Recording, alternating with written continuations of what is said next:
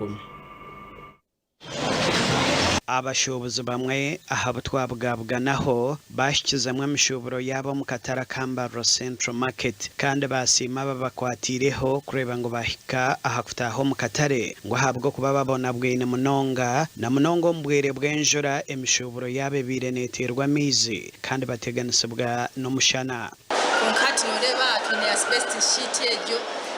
na buriyo obwa kare tukatwina ababatega kushagati kujiro kureba katare kinegeti nyinji burugete netase abantu tuzokora amazima ni corruption rero kwinji.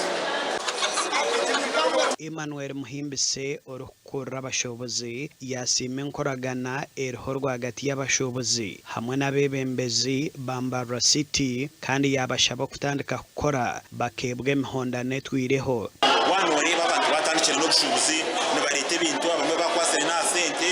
umuntu bateka mu maduka gabo ababidara nora barabatandikira no gukora nore bukushemera watera mishoga wa hero nore bukushemera kwinja abantu bona bashemeriwe umwanya twatubombe kuko n'umuzerezi abantu batandikira kwiza kugura bamwe mu bashuubuzi no barabe bagira ngo tubakatungire bujo abarukwebembera abashuubuzi mu kataraka babahamiza kuba rukwija ku butunga kandi umuntu bareta akatishira umwanya gukumara amyanya 19